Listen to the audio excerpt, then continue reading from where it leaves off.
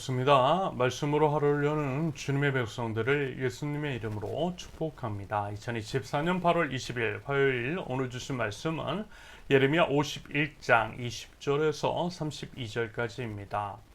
너는 나의 철퇴요 나의 무기다. 나는 너를 시켜서 민족을 산산이 부수고 나라를 멸망시켰다. 나는 너를 시켜서 말과 기병들을 산산이 부수고 병거와 병거들을 산산이 부수었다.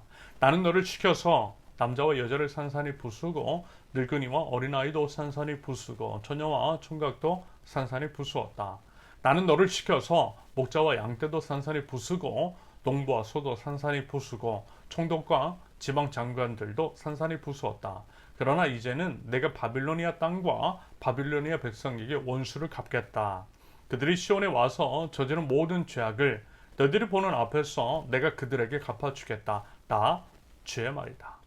온 세상을 파괴한 멸망의 산아 보아라. 이제 내가 너를 치겠다. 나 주의 말이다. 내가 너에게 손을 뻗쳐서 너를 바위 꼭대기에서 굴러내리고 너를 불탄 산으로 만들어버리겠다. 내가 영원히 황무지가 되어 사람들이 너에게서 모퉁이 돌 하나 주춧돌 하나도 얻을 수 없을 것이다. 나 주의 말이다. 너희는 온 땅에 공격 신호의 깃발을 올려라. 만방에 나팔을 불어서 바빌로니아를 치는 싸움에 세상 만민을 동원하여라. 아라락과 민니와 아스그나스와 같은 나라들을 불러다가 바빌로니아를 쳐라. 너희는 바빌로니아를 칠 사령관을 세우고 군마를 메뚜기 떼처럼 몰고 오게 하여라. 너희는 세상 만민을 동원하여 바빌로니아를 쳐라. 메대 왕들과 그 땅의 총독들과 모든 지방 장관과 그들이 지배하는 모든 소국들을 동원하여 바빌로니아를 쳐라. 바빌로니아 땅을 아무도 살지 못할 황무지로 만들려는 나의 계획이 그대로 이루어지니 땅이 진동하고 뒤틀린다. 바빌로니아의 용사들은 싸우는 것을 포기하고 그저 산성에 들어앉아 있다. 그들은 힘이 빠져서 여인들처럼 되어버렸다. 바빌로니아의 집들은 불에 타고 성문의 빗장들도 부러졌다. 보발꾼과 보발꾼이 서로 뒤를 이어 달려가고 전령과 전령이 서로 뒤를 이어 달려가서 바빌로니아 왕에게 왕이 도성 사방이 함락되었다고 보고한다. 각 나루들도 점령되었으며 갈대밭도 불에 탔으며 군인들은 겁에 질려 있다고 보고한다. 아멘. 여러분 역사를 한번 보십시오. 세계 각국 특별히 이제 강대국의 흥망성쇠를 보면 영원한 강대국은 하나도 없었죠. 기간의 이제 차이만 있었을 뿐 결국에는 크고 화려하고 융성했던 나라들도 한결같이 뒤안길로 사라졌습니다. 땅은 물론 그대로 있지만 왕조나 국가는 사라졌어요. 지금 현재 존재하는 나라들이라고 해서 다를 것이라고는 생각하지 않습니다. 당연한 거죠. 현재 이제 강대국이라고 하는 미국, 중국, 러시아 같은 나라들이 여러분 과연 얼마나 더 갈 수 있을까요? 그런데 이제 사실 각 나라뿐만 아니라 지구 위기 문제가 대두되고 있는 심각한 현재 상황입니다. 시기에 있어서는 이견이 있지만 지구 멸망의 징조가 여기저기에서 보이고요. 그래서 결국 망할 수 있다라고 하는 의견에 있어서는 상당수 일치를 보이고 있습니다. 결국 뭐냐면 이 땅은 인간의 세계는 영원할 수 없다라는 것입니다. 영원은 오직 하나님 그리고 하나님 나라에만 어울리는 단어인 거죠. 우리가 영원한 것을 위해 영원하지 않은 것들을 포기할 수 있는 이유입니다. 그러면서 이제 자주 말씀을 드렸어요. 예레미야를 통해 선포되는 심판의 메시지, 그 메시지는 비단 유다에만 국한되지 않는다라고 했습니다. 유다 주변 나라에까지 유효하다 했어요. 심지어는 그들 나라를 심판하는 도구로 사용된 바빌로니아에게도 유효하고요. 예레미야의 중반부인 요즘 말씀에서는 바빌로니아에 대한 심판의 메시지가 주를 이루고 있다라고 말씀을 드렸습니다. 결국 영원할 것 같았던 바빌로니아도 무참히 짓밟히고 망하게 되는 때가 오더라는 거죠. 여러분 보십시오. 본문 20절에서 23절까지는 하나님의 철퇴가 되어서 문민족들, 다시 말해서 유다를 비롯한 이집트, 모압과 암못, 블레셋 등과 같은 여러 나라들을 멸망시켰다라고 해요. 그런데 뭐라고요? 24절 그러나 이제는 내가 바빌로니아 땅과 바빌로니아 백성에게 원수를 갚겠다. 바빌로니아 너도 똑같이 당한다라는 것입니다. 하나님께서 유다와 그 주변 민족과 나라들을 무참하게 심판하셨던 것처럼 무섭게 바빌로니아를 치시겠다라는 것입니다.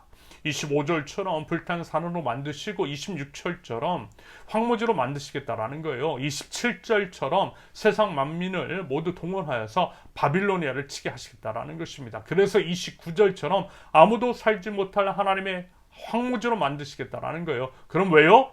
24절의 기록처럼 그들 바빌로니아가 시온에 와서 저지른 모든 죄악 때문에, 어제 말씀을 드렸던 것처럼 하나님을 경외하지 않고 오히려 모독했던 그 죄악을 낱낱이 밝히시고 그에 대한 대가를 치르게 하시겠다라는 것입니다.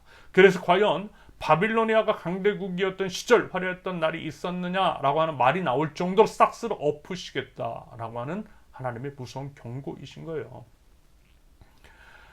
결국 이러한 것들을 통해 말씀하시고자 하는 것은, 요즘 그리고 매번 말씀을 드리지만 하나님이 온 세상의 주관자이시라는 것입니다. 하나님의 뜻에, 하나님의 손에 모든 것이 달려있다는 거예요. 그러므로 하나님 앞에 겸손해야 하는 것이고요. 하나님을 경외하는 것이 지혜라는 말씀입니다. 여러분 어떻습니까? 우리의 삶. 저는 목회를 하면서 이런 게 참 많이 아쉬웠어요. 일단은 저희 이제 현재의 삶에 참 감사합니다. 만족해요. 사실 이제 별로 이루는 것도 없고 아직 이제 불안정한 상황일 수도 있겠지만, 그래서 이제 더 감사한 게 있어요. 왜냐하면 하나님 앞에 엎드릴 수밖에 없는 상황, 하나님을 떠날 수 없는 그런 형편이기 때문입니다. 만약에 우리 교회가 크고 커지고 하는 일마다 잘 되고 유명해지고 넉넉해지면 글쎄요, 저도 넘어졌을지 모릅니다. 저 이제 잘난 맛에 교만하게 굴고 하나님을 잊었을 수 있어요. 저는 절대 아니라고 말 못하죠. 저도 똑같은 사람이기 때문입니다. 그러면서 이제 정말 그와 같은 사람들을 많이 봤습니다. 청년이든 장년이든 어렵고 힘들고 가난하고 문제가 있을 때 정말 겸손한 사람이 따로 없어요. 그야말로 은혜로 산다라고 하는 말이 맞고, 저라도 도와주고 싶고 정말 그렇게 힘써 도와줬던 사람들 목회하면서 적지 않았습니다. 그런데 웬걸요? 그렇게 해서 이제 문제가 해결이 되고 일이 이제 잘 풀리고 잘 살게 되고 넉넉해지고 성공하게 되면 싹 있더라고요. 모른 체 하더라고요. 그래요. 이제 사람에 대해서는 그럴 수 있어요. 하지만 아무리 그래도 하나님께는 그러면 안 되지 않을까요? 안타깝게도 하나님마저 잊고 사는 사람들이 있다라는 것입니다. 그런 모습 마주할 때는요, 제가 더 섬뜩하고 무서워요. 두려워요. 물론 하나님께서 오래 참으시고 기다려 주시는 분이지만, 그럼에도 그것들이 지나칠 때, 소위 이제 선이라고 하는 것들을 넘을 때 위험할 수 있거든요. 물론 그럴 수도 있고 아닐 수도 있지만, 영원의 관점에서 보면 분명 그에 대한 대가를 치르게 하시기 때문입니다. 저는 이렇게 생각해요. 물론 사람이 연약하게 한두 번은 그럴 수 있다고 쳐요. 하지만 반복해서 본인이 필요할 때만 하나님을 찾는 것은 하나님 이용하는 거잖아요. 하나님 이용하는 것은 하나님 우상처럼 여기고 있다는 것일 수 있어요. 우상 숭배자의 행태와 다르지 않다는 것입니다.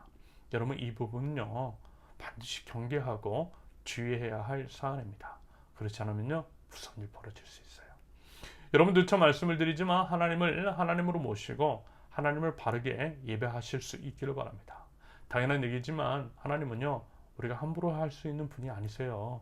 그 당연한 것을 모르는 사람들이 적지 않다라는 것. 여러분, 바빌로니아에게 하신 말씀은 곧 우리에게 하신 말씀입니다. 우리의 삶을 제대로 살피고 하나님 앞에서의 삶을 점검해야 합니다.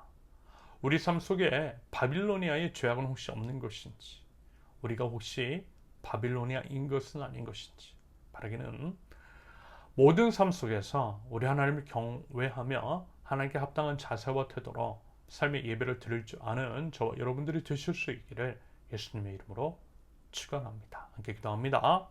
저희 모든 삶으로 하나님을 경외하고 인정하며 하나님께서 받으실 만한 삶의 예배자가 되기를 원합니다. 설령 아무런 문제가 없고 모든 것이 잘 되어진다 할지라도 하나님을 인정하고 하나님 앞에 겸손하게 엎드리며 하나님의 뜻을 성실하게 구할 줄 아는 저희 되게 하옵소서.